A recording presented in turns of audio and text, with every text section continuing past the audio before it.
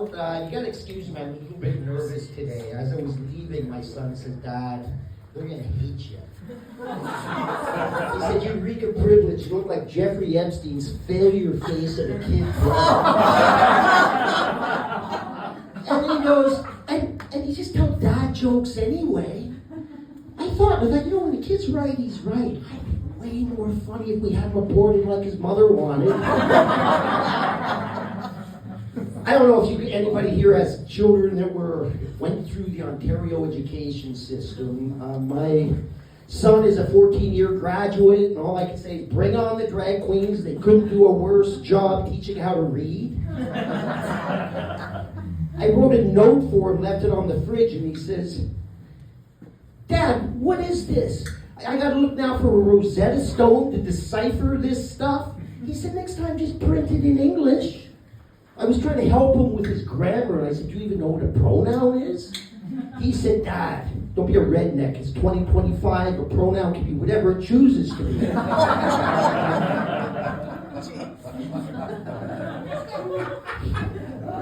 He's very into his feelings. He's at my house, and he's dicking around with the thermostat. And I said, what are you doing? It's only 24 degrees. He said, Dad, I listened to the climate scientist. He said, it's 24, but it feels like 30. I said, you should try that when you go out tonight to the club. Say, I got 3 inches, but it'll feel like 7.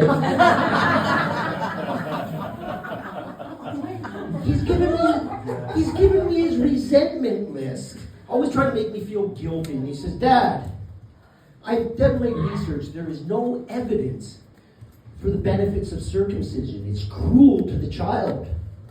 I said, I couldn't agree with you more, son. He said, well, then why did you have me circumcised when I was 12? I said, son, the state outlawed all other forms of discipline. By that stage, I was grasping at straws, and if you don't shut up, we'll have you circumcised again. Next time, we're taking the first, second, and third skins as well. I've done some research for the joke, and apparently 27 million foreskins are used annually in ladies' cosmetic products.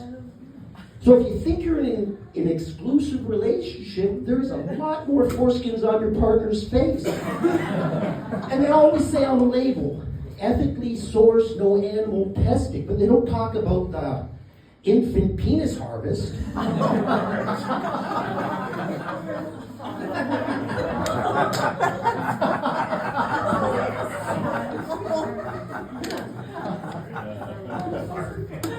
Oh God.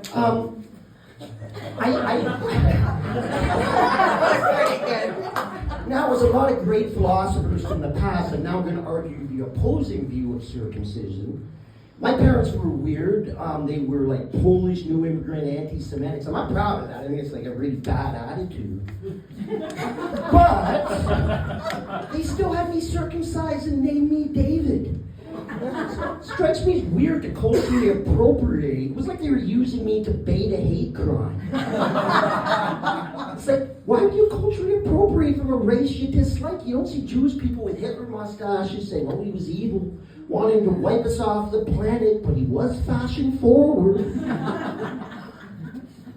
But I gotta say, in my case, I have no regrets because, let's face it, if you're in a hot, moist climate all your life, you got one shirt to pick. Are you going crew cut or turtleneck?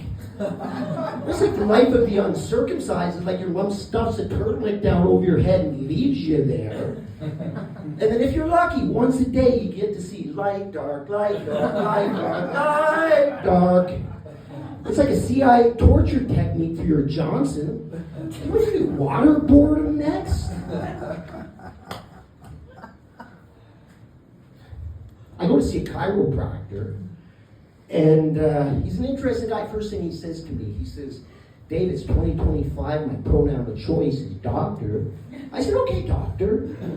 He said, I appreciate if you don't do those air quotes when you say it. Anyway, he does his spinal exams, and it's, he does a pretty good job, I guess. Puts on a white lab coat. He says, you doing anything different, Dave? I said, I changed my life. I quit cigarettes for Nicorettes, beer for dealcoholized beer, coffee for decaf, sugar for NutraSweet, salt for herbivore, meat for Beyond Meat, butter for margarine, crack for gluten-free crack. He said, you keep that up, Dave. You'll be the first man in history to ever fake an orgasm.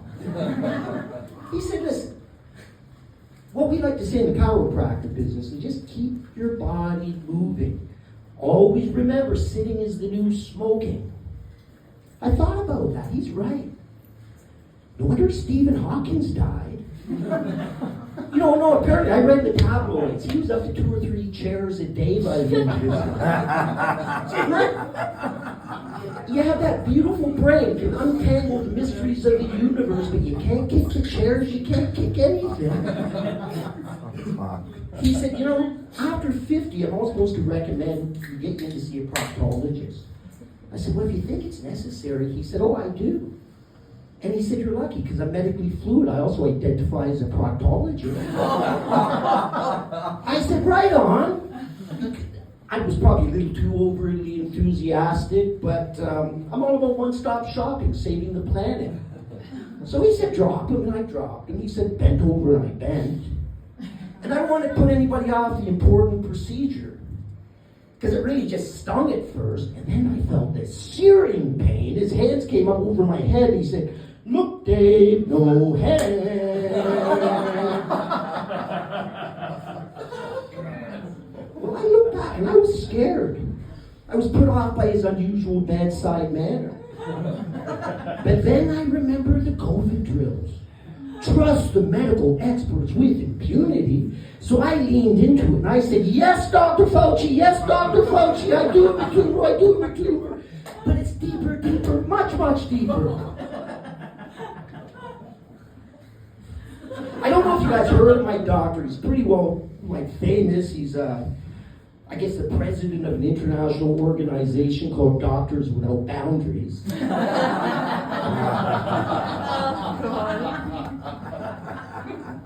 I gotta tell you, at the end of it, I was like, I felt used, cast aside. I was mad. I was damn mad.